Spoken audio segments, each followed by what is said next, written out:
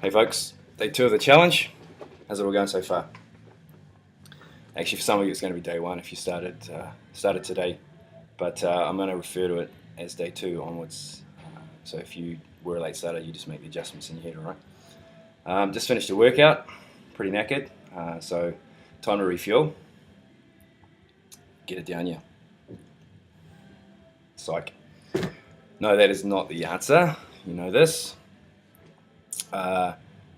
Sugary drinks, no. Level 2 of the challenge, no sugar. So a lot of you are doing that. Level 3, the introduction beginners level is no grains. That's what I'm going to talk about today. Now, most people can understand why sugar is unhealthy, okay, but what's wrong with grains? And why did we make that introductory level of the challenge no grains rather than no sugar? I guess for the most part, that's the reason, is that I want people to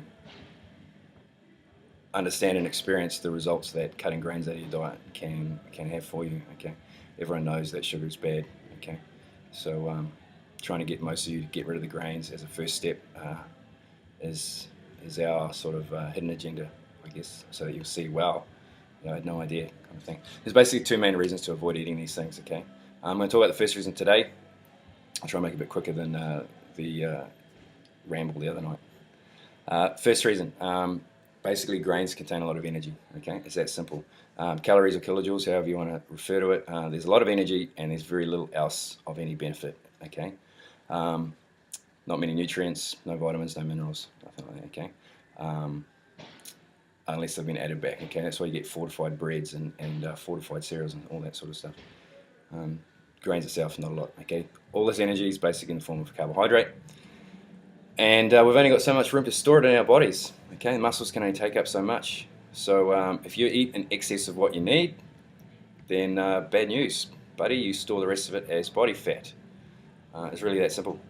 Okay, so short-term consequences are weight gain, but long-term you're facing more serious things like high blood pressure, diabetes, heart disease. Okay, so not a good thing.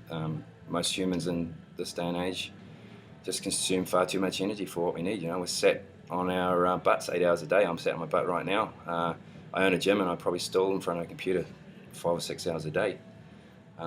So it's very easy to consume far too much energy for the work you actually do. And yeah, most of that comes from carbohydrates, not fat, as you might think. But if you eat more Paleolithic foods, it just automatically tends to limit your carbohydrate intake.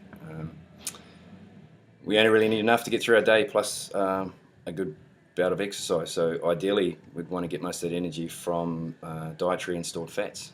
Okay, if you're eating a ton of veggies, avoiding grains and sugars, then it's really easy to keep your carbohydrate intake low. Okay, the average person probably eats 300 to 400 grams of carbohydrate a day.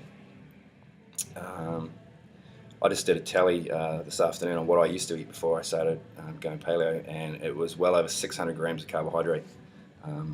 So I guess I was above average back then, huh? But if you cut the grains and sugar out, then even if you're still eating starchy veg like kumara, a reasonable amount of fruit, you'd still be hard pressed to exceed about 150 grams a day.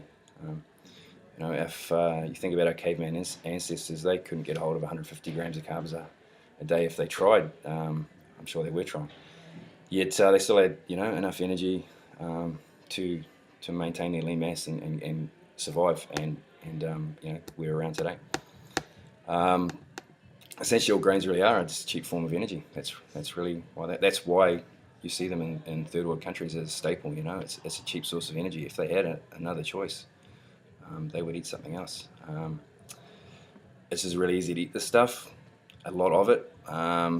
We can make it taste pretty damn good. Problem is our body just can't deal with the energy surplus, and so we store it. Okay, every third person in the country is overweight. We've got a shocking problem with diabetes, and a lot of it is to do with grain consumption. Okay, so a lot of people will tell you that this is some sort of fad diet, eating paleo, cutting out carbs. Nutritionists and dietitians like to say you can't cut out an entire food group, but they're the ones that came up with food group designations in the first place. You know, there's no such thing really as a food group. Okay, we're not cutting out a food group. We're just eating less processed food. Okay, less of the food that we shouldn't be eating. Okay? It's just what we evolved to eat. Is we evolved not to eat grains. Okay, but we think this is the best way to eat to perform better, to look better, to improve your health. Pretty simple. We'll get more information out to you in the meantime. Your homework assignment is to eat more veggies. Okay, get rid of all the pasta, get rid of all the rice, the bread, even the potatoes. Not officially a grain, but it does have a lot of energy, which is why we recommend you don't eat those as well. And replace it all with veggies. Okay, you'll still be full, but now you'll be getting a lot more nutrients into you and a lot less of the carbohydrates you do not need. Okay, and that's really what eating this way is all about: is eating more of the foods with lots of nutrients in them, and less of the food with lots of calories. Okay, sounds like just common sense when we put it that way, doesn't it? And yeah, you might think we're trying to yank the bread right out of your mouth, and we are, but it's only because we've experienced the positive results.